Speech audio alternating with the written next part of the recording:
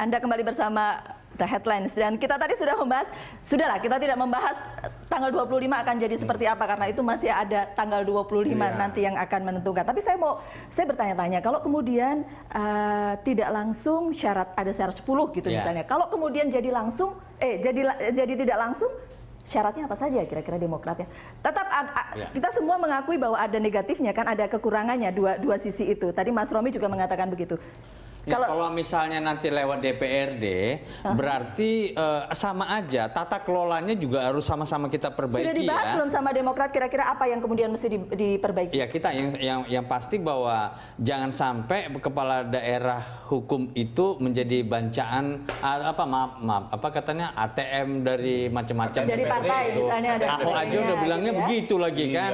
Nah, jadi ya itu harus kita antisipasi gitu. Dan sementara ini ya kami berpikir tentang bagaimana yang langsung dengan perbaikan itu bisa terlaksana. Mas Romi, saya yakin ketika mempertahankan, ketika menyebutkan moratorium kepemilian tidak langsung, pasti ada perbaikannya dong. Tidak mungkin tidak kan? Apa coba perbaikannya? Yang pasti mengawasi 50 orang anggota DPRD untuk tercegahnya money politik. Maksud saya begini, perbaikannya ketika tadi, tidak ini, gitu, apa misalnya? Kan kita mau kembali, bukan soal perbaikan. Memperbaikinya dari pilkada tak langsung itu adalah kembali ke pilkada tak langsung. Di mana pertama untuk mencegah money politik itu lebih mudah mengawasi 50 orang. Yang kedua, kalau untuk mencegah dilakukannya moral hazard dalam rangka politik balas budi yang dibantu hanya desa-desa yang dia menang, itu tidak lagi ada karena udah jelas tidak ketahuan siapa yang milihnya. Kan kalau sekarang itu kan kepala daerah lihat siapa yang milih saya desanya. Itu yang bansosnya besar. Kalau dia tidak milih saya, bansosnya nggak besar. Yang ketiga, untuk membuat orang yang maju menjadi kepala daerah itu bukan orang yang harus berkantong tebal, karena yang milih DPRD dan dia bisa diyakinkan adalah orang partai politik, dan di situ marwah partai politik betul-betul luar biasa dan berwibawa, sehingga dia kantong lebih tebal lagi kalau cuma di situ. Betul. Dan begitu tahu money politik, diskualifikasi langsung bisa dilakukan. Cuma bagi saya ya satu aja sebetulnya. Saya tadi bilang ini akan memutar mundur jarum jam.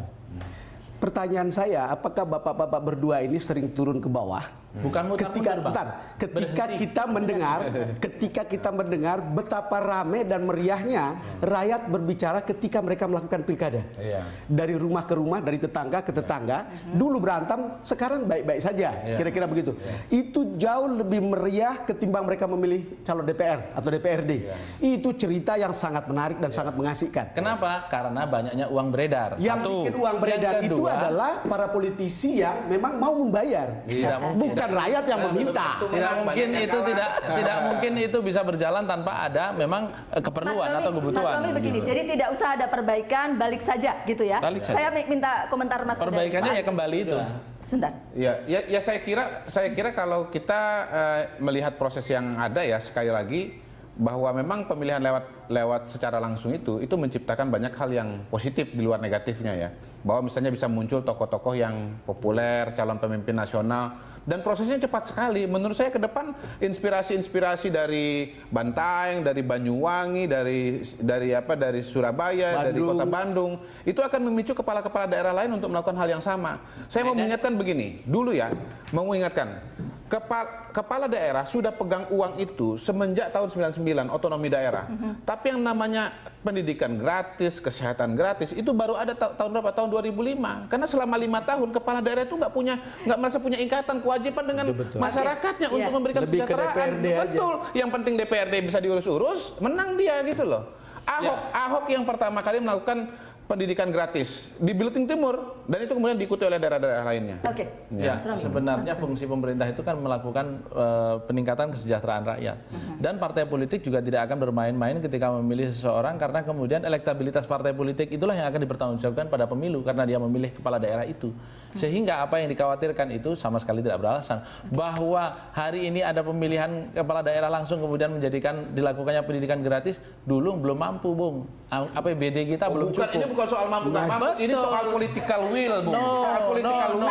Itu soal political will. Sama sekali APBD kita, APBN kita baru memiliki ruang fiskal yang luas karena kita baru memiliki kapasitas fiskal yang lebih sekarang. Kita nggak ngomong jumlah, kita ngomong proporsi. Sekian tahun 60%, 70% untuk anggaran rutin. Nah, begitu pilkada langsung digeser, anggaran pembangunan menjadi lebih besar karena harus ada kewajiban untuk memberikan sesuatu kepada masyarakat.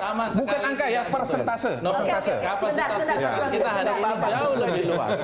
Enggak, saya tadi Karenanya ingin mereka memberi mampu untuk catatan ya. melakukan politik-politik kerakyatan yang tadi Nah, disebutkan. maksud saya, Mas Romi, Mau ketika dipilih kita langsung bicara atau tidak tidak? perlu khawatir dengan pemilihan tidak langsung, saya justru tetap khawatir.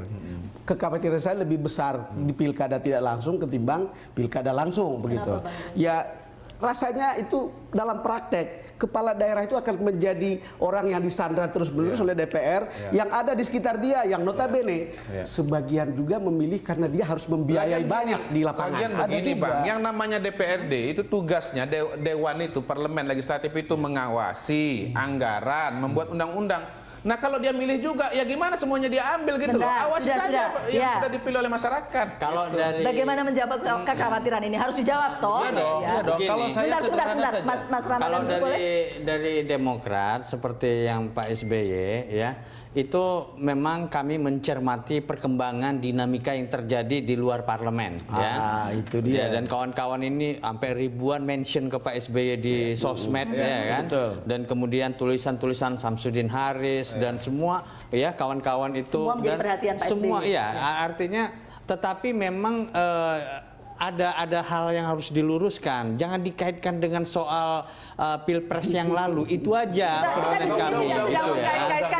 Jangan dikaitkan di situ gitu. Nah, jadi kami mencermati. Nah, sampai untuk next week ya, minggu depan tanggal 25 itu kan masih banyak hal yang bisa terjadi di sana. Posisi kami pada hari ini kalau 10 hal itu dimasukkan, Maka kami posisinya siap tidak untuk langsung. pemilihan langsung. Pemilihan langsung. Ya Itu yang terakhir terbaik. saya bicara karena saya harus meninggalkan. Iya, saya tahu. Ini Jadi saya terakhir hanya buat ingin Mas Romi. mengatakan bahwa kita harus meluruskan arah demokrasi kita. Kekhawatiran-kekhawatiran yang ada itu juga hanya sekedar asumsi, bukan kenyataan.